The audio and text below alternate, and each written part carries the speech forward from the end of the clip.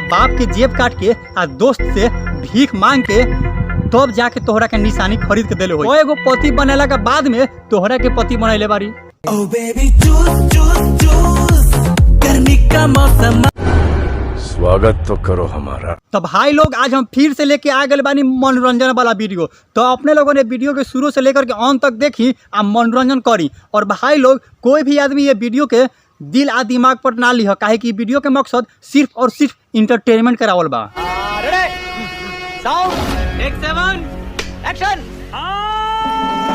गाना बजाओ। अरे ये तो लवंडिया डांस कर रही है। ए भाई ऑर्केस्ट्रा वाली मैडम के डांस करा के मजा लेता रह, तोहरा राम रहीम बने के बका। तोहरा बचिए के भाई हम मैडम जी लोग जो डांस कर रहल बारे नु, कहीं वो लोग का प्यास लागी तो तोहर कल सूख जाई पानी पियावते पियावते। ए मैडम जी पहले तू साइड हो जा। आ हई भाई लोग का करत रन। ए भाई तोहनी हिलावत रह कि पेशाब करत रह। अरे हो तो हर दिहल निशानी गइल बाबूलाजी। अच्छा मैडम जी तो तू अपना यार के दिहल निशानी के भुला देले बारू। ए मैडम जी तोहर यार अपना बाप के जेब काट के आ दोस्त से भीख मांग के तब जाके तोहरा के निशानी खरीद के देले होई। आ तू कहतारू कि तोहर दिहल निशानी भुला गइल बा।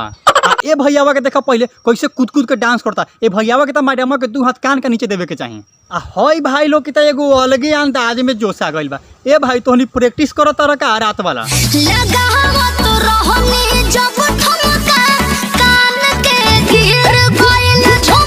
अच्छा मैडम जी तो कान के झुमका गिर गल बा तो तोहरा के कहले रहे ठुमका लगावे के, तोहर यार कह दे रहे जाके कि ठुमका लगावा। तू अपना यार के साथ भिखार बना देबो। तोहर कुमार के रिपोर्ट हो। ए भैया तोरा का रिपोर्ट मिलल बा?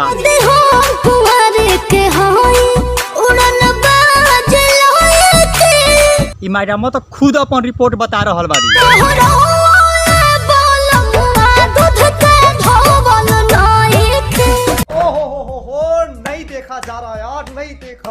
देख ले हला भाई ई मैडमो अपन रिपोर्ट तो बतेबे कैली आ साथ में तोहरो रिपोर्ट बता देली।